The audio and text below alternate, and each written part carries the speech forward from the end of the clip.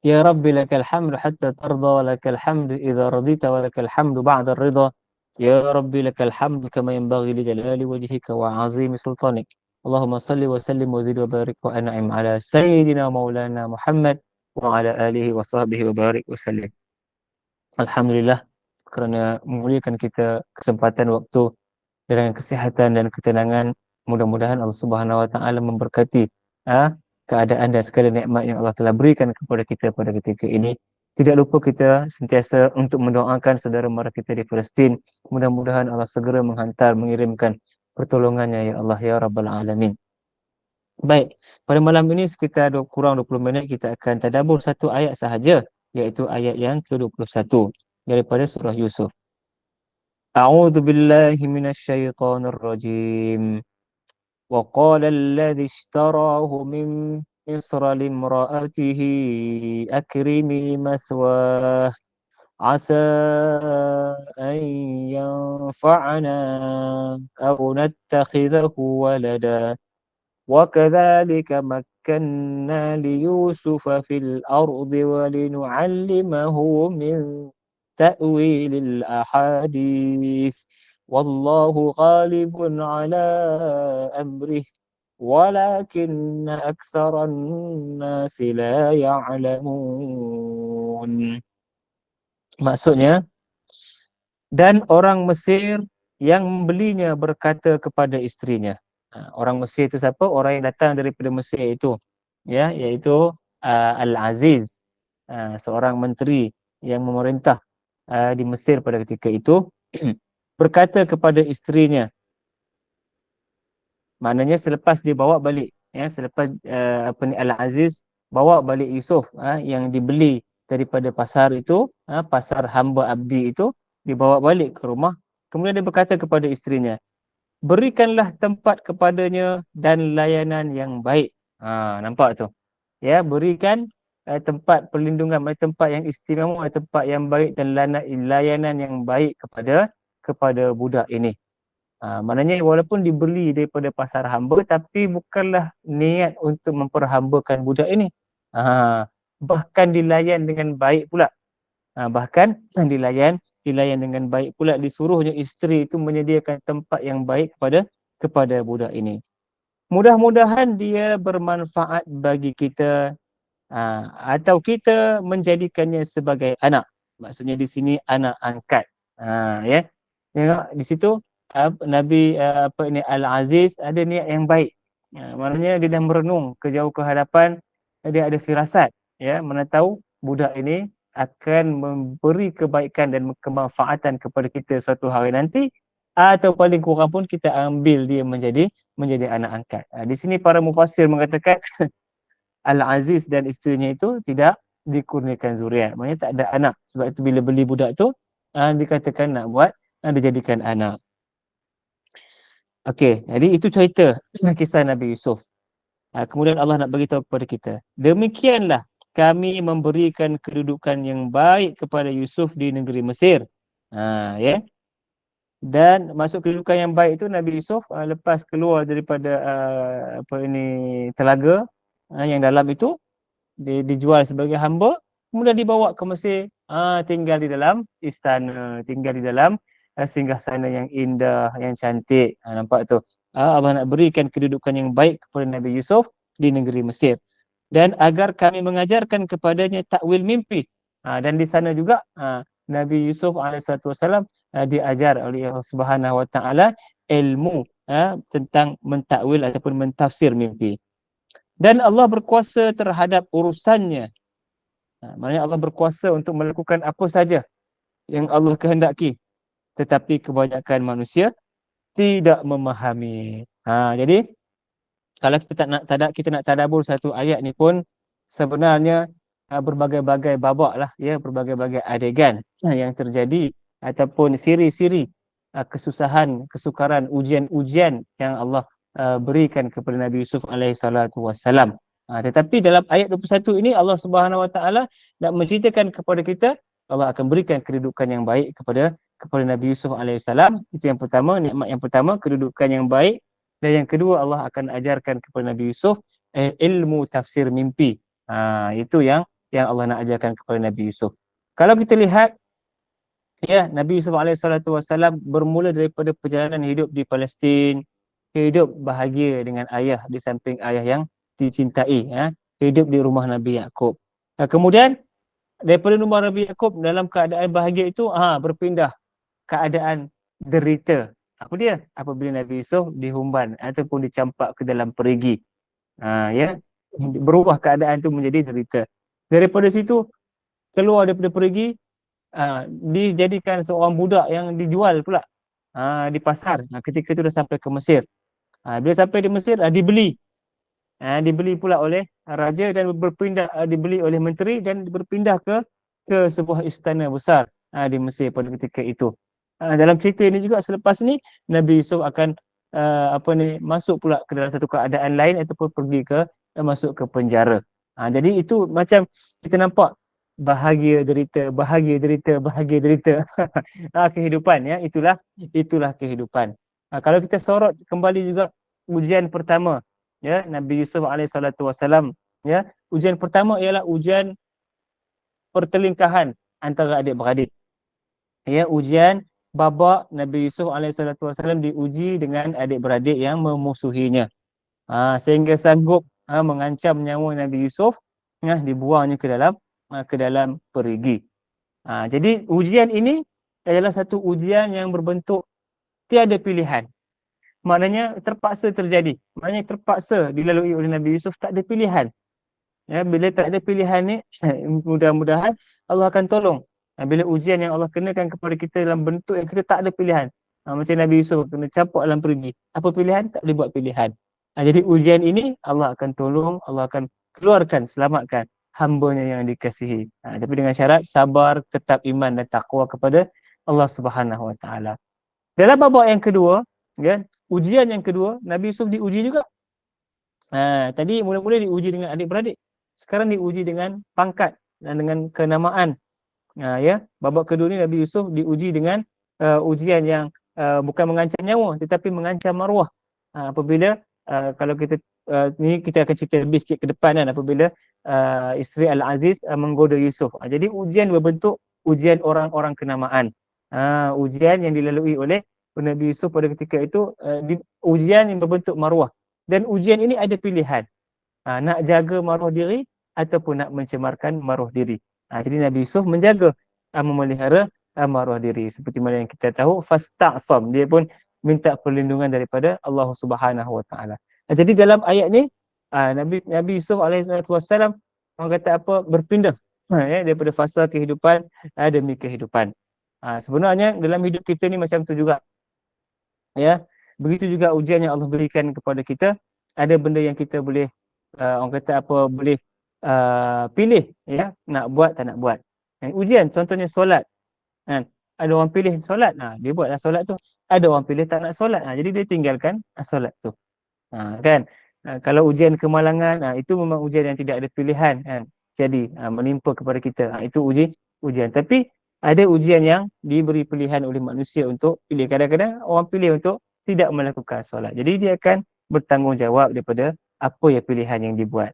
Jadi kalau kita lihat, ya, cerita pasal Nabi Yusuf alaihissalam ini, dia tinggal dalam keadaan orang kata apa, istimewa, menjadi hamba, kemudian dibeli, kemudian dibawa balik ke rumah dalam keadaan yang mana Al-Aziz menyuruh kepada isteri itu memberikan layanan dan keistimewaan kepada Nabi Yusuf. Bermakna Nabi Yusuf ini sudah dipandang oleh Al-Aziz dengan pandangan firasat. Ya, dia dah tengok budak ni Al-Aziz tengok budak ni sebagai budak yang akan memberi manfaat kepada Mesir di masa akan datang. Ya, seperti mana kita tahu, bila Nabi Yusuf dah besar, dah dewasa, Nabi Yusuf bermimpi. Dengan mimpi itu, raja mimpi, Nabi Yusuf pula ada ilmu tafsir mimpi. Dia mentafsir mimpi bahawasanya negara akan dilanda itu berbagai bencana, kemarau dan sebagainya. Tapi dengan tafsiran mimpi yang diberi oleh Nabi Yusuf, tindakan persediaan dibuat untuk menghadapi kemarau, maka itulah yang mengangkat martabat Nabi Yusuf. Jadi itu benda yang selepas beberapa tahun, kan. Tapi pada ketika ini Nabi Yusuf masih budak. tapi Al-Aziz sudah mempunyai firasat. Sudah mempunyai firasat bahawasanya ada orang yang ada manfaat dan ada kebaikan daripada budak ini. Bahkan dimuliakan budak ini. Jadi apa ini Nabi Yakub Nabi Yusuf pun berada dalam keadaan selesa balik. Tadi duduk dalam perigi jadi hamba, kemudian pergi ke istana, hidup semula dalam keadaan selesa. Kemudian Allah Subhanahu Wa Taala nak ceritakan balik kepada kita apabila Allah menyebut demikianlah kami memberikan kedudukan yang baik kepada Yusuf di negeri Mesir. Maknanya Allah Subhanahu Wa Taala nak beritahu kepada kita mengapa Allah temukan Yusuf dengan Al-Aziz sebagai seorang pembesar Mesir pada ketika itu. Kemudian dibawa pula ke dalam rumahnya. Ya, demikianlah Allah nak bagi tahu kepada kita bahawasanya inilah dia percaturan, inilah dia aturan, inilah dia perancangan Allah Subhanahu Wa Taala yang siapa pun tak tahu. Ya, kalau Nabi Yusuf setelah dia menceritakan mimpi dia kepada ayah dia, kan? Kemudian mimpi itu orang kata apa tersebar sampai kepada abang-abang dia semua tahu. Nescaya keadaan lebih teruk, maknanya mungkin akan dibunuh, tapi tak jadi ceritalah. Kalau Nabi Yusuf mati awal tak ada apa cerita, tak ada hikmah kan. Jadi cerita itu dirahsiakan, mimpi itu dirahsiakan, tapi hanya Nabi Yakub tahu bahawasanya ini adalah firasat dia seorang ayah, seorang nabi, bahawasanya ini akan mewarisi tahta kenabian. Tapi melalui fasa peringkat dan juga liku-liku yang panjang ataupun dalam tempoh yang tahun yang sangat panjang. Kemudian Allah kata demikianlah kami aturkan supaya Yusuf dapat kedudukan di bumi Mesir dan untuk kami ajarkan kepadanya sebahagian ilmu takwil mimpi. Jadi Allah Subhanahu Wa Taala bagi tahu supaya Allah dapat ajar Nabi Yusuf ilmu takwil mimpi, dan ilmu takwil mimpi itu akhirnya memberi faedah seperti mana yang difirasatkan oleh Al-Aziz. Jadi sebagai penutup ayat ni Allah kata Allah Maha berkuasa melakukan segala perkara yang Allah telah tetapkan. Jadi Allah bagi tahu kita. Jadi Allah berkuasa jalankan apa saja yang telah Allah takdirkan ke atas Yusuf. Namun kebanyakan manusia tidak mengetahui. Menurut Imam At-Tabari rahimahullah, semua yang terlibat dalam kisah ini, ya, adik-beradik dia semua kan, semua yang terlibat dalam kisah ini tidak mengetahui apa yang dilakukan oleh Allah Subhanahu Wa Taala kepada Nabi Yusuf dan apa yang akan berlaku kepadanya. Jadi sebagai penutup ada 5-6 pengajaran. Ya, pengajaran yang pertama, salah satu nikmat Allah Allah berikan kepada Nabi Yusuf ialah dibesarkan di rumah seorang pembesar negeri Mesir yang digelar Al-Aziz. Kan? Dulu hidup dengan kasih sayang ayah, kemudian bertukar tangan, ya, dia menjadi orang yang dibenci oleh adik-beradik sehingga sanggup mereka buang ke dalam perigi. Kemudian Allah tukar balik keadaan Nabi Yusuf itu menjadi orang yang disayangi pula oleh pembesar Mesir pada ketika itu. Jadi sayang, benci, ya, sayang bertukar benci, benci bertukar sayang, sihat bertukar sakit, ya, itu kemudian sihat balik. Itu semua adalah nikmat-nikmat yang Allah kurniakan. Itu semua adalah aturan perjalanan. Macam hidup kita. Hari ini kita sihat, esok kita sakit. Hari ini kita sihat, esok kita sesama, kemudian kita sihat balik. Jadi begitulah. Tetapi yang ini dalam bentuk yang kecil-kecil, pening kepala, sihat sakit. Tapi yang dilalui oleh Nabi Yusuf lebih besar daripada itu. Semua itu adalah aturan dan perancangan daripada Allah Subhanahu Wa Taala. Kalau yang kedua, kita tengok pengajaran pesanan Al-Aziz kepada isterinya supaya jaga Yusuf baik-baik, ya, sebenarnya merupakan firasat yang benar, ya. Itu adalah firasat Al-Aziz, ya, bahawasanya betul tak Nabi Yusuf akhirnya dia akan menjadi seseorang yang membawa manfaat kepada bumi Mesir. Ya, betul. Akhirnya di dalam cerita ini juga Nabi Yusuf menjadi pentadbir kepada ekonomi Mesir pada ketika itu. Jadi benda ini berkait dengan firasat. Dan juga kata Abdullah bin Mas'ud, ya, ada 3 manusia yang firasatnya benar. Ini kata-kata saya nak pindahkan di sini, menarik katanya. Yang pertama kata Abdullah bin Mas'ud, kisah Al-Aziz ini, maknanya firasat Al-Aziz tentang Nabi Yusuf ini juga disebut oleh Abdullah bin Mas'ud sebagai satu firasat yang benar, kerana akhirnya menjadi kebenaran apabila Nabi Yusuf adalah orang yang akan mentadbir Mesir dan juga memberi manfaat kepada bumi Mesir. Yang kedua, firasat seorang perempuan yang telah berkata kepada bapanya supaya menjadikan Nabi Musa sebagai pekerjanya. Ingatkan cerita Nabi Yusuf, cerita Nabi Musa, yang Nabi Musa selepas dikejar oleh Firaun, keluar daripada Mesir, lari ke bumi Kanaan. Di situ bertemu dengan dua orang anak perempuan, yang anak-anak perempuan Nabi Syuaib sedang menggembala kambing. Jadi Nabi Musa tolong bagi minum. Mereka tengok Nabi Musa gagah perkasa, mereka bawa balik Nabi Musa ke rumah, bagi tahu kepada ayah, wahai ayah, ambillah orang ini, jadi gajikan dia. Kan, Qawiyul Amin, dia ini seorang orang yang kuat dan amanah.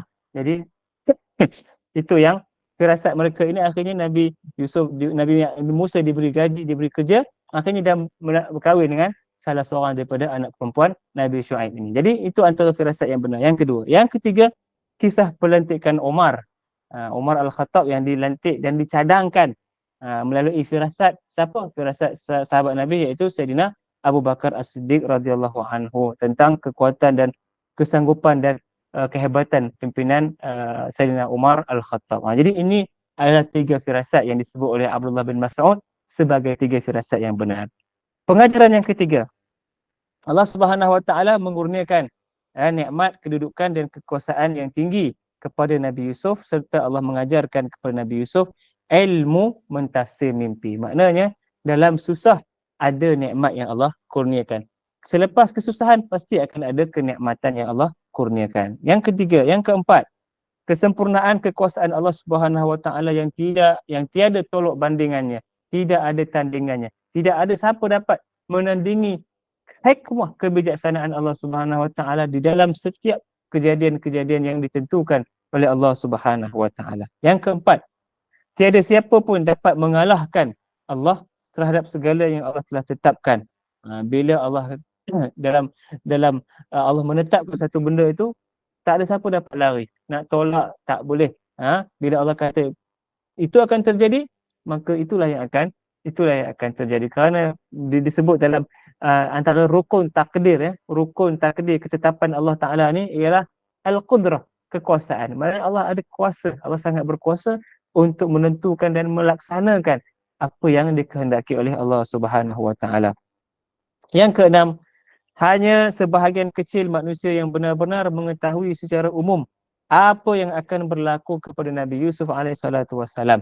Jadi antaranya apa dia? Kisah Nabi Yusuf yang dijual oleh siapa ya? Oleh orang yang tukang cari air itu kan, daripada kafilah ataupun gerombolan yang pergi ke pergian dalam itu mencedok air. Mereka yang cedok budak menaikkan Nabi Yusuf pun tak tahu yang mereka jual itu sebenarnya seorang Nabi. Yang mereka jual itu sebenarnya nanti akan menjadi seorang pentadbir di bumi Mesir. Mereka tak tahu. Mereka tak tahu pun tentang keadaan ataupun apakah masa depan yang dicatatkan oleh Allah Subhanahu Wa Taala kepada Nabi Yusuf. Hatta adik-beradiknya sendiri pun mereka buat macam-macam kepada Nabi Yusuf. Mereka tak tahu. Itulah yang menyelamatkan mereka satu hari nanti apabila dalam kemarau yang sangat panjang. Kan? Itulah orang yang mereka buang dalam perigi yang dalam. Orang itulah yang membela mereka dan menyelamatkan mereka dan menolong mereka satu hari nanti. Tapi antara yang tahu tentang keajaiban, tentang mukjizat, tentang kehebatan yang Allah akan berikan kepada Nabi Yusuf alaihissalatu wassalam, sudah tentulah Nabi Yaqub alaihissalatu wassalam, melalui mimpi yang telah Nabi Yusuf ceritakan kepada Nabi Yaqub, kan. Tetapi itu pun secara umum diketahui oleh Nabi Yaqub, melalui firasat kenabiannya, bahawasanya inilah Yusuf lah Nabi selepas Nabi Yaqub alaihissalatu wassalam. Jadi itu kurang 6 pelajaran yang saya simpulkan daripada satu ayat sahaja yang kita belajar pada malam ini. Cumanya ada 2 tindakan. 3 minit lagi. 2 tindakan yang kita boleh ambil. Tindakan yang pertama ialah kita meyakini bahawa di setiap kesusahan pasti ada kebaikannya. Maknanya kita susah menanggung kesusahan pada hari ini atau pada ketika ini, insya-Allah dia akan di masa hadapan pasti ada kebaikan. Sebagai contoh, susah belajar kan. Siapa kata belajar senang? Tak ada siapa cakap belajar senang. Jadi tanggunglah kesusahan itu sekejap, seketika, nanti kita akan dapat kebaikan. Seperti pepatah Melayu berakit-rakit ke hulu, berenang-renang ke tepian. Bersakit-sakit dahulu, bersusah-susah dahulu, bersenang-senang kemudian. Itu yang pertama. Yang kedua ialah kita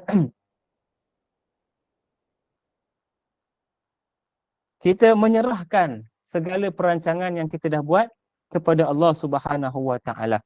Kerana kita tahu Allah itu bila dia mahu bersetuju ataupun dia akan menerima segala permintaan kita itu pasti akan terjadi. Jadi kita buat usaha, kita rancang, kita serahkan kepada Allah Subhanahu Wa Taala. Seperti yang Allah sebut dalam Quran sendiri, fa idza azamta fatawakkal 'ala Allah. Bila kamu berazam, tekad untuk buat satu benda, untuk lakukan satu perkara, maka letakkan tawakal kepada Allah Subhanahu Wa Taala.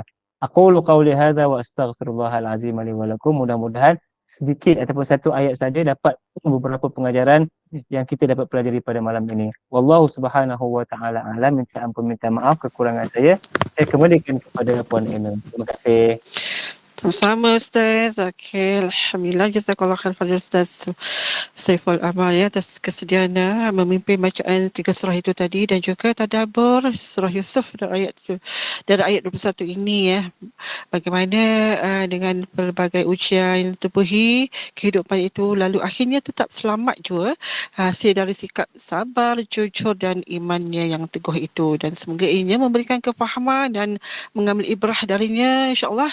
Dalam kesempatan kita ada lagi sambungannya, dan terima kasih kepada penyumbang dan juga kepada penjemaah sekalian. Selepas ini kita ada lagi bacaan surah Al-Kahfi ayat pertama terakhir sama-sama dengan Ustazah sebentar saja lagi, dan Ustaz, saya serah kepada Ustaz untuk menutupnya dengan tasbih kafarah Nasrullah. Silakan Ustaz. Ya Allah. Bismillahirrahmanirrahim.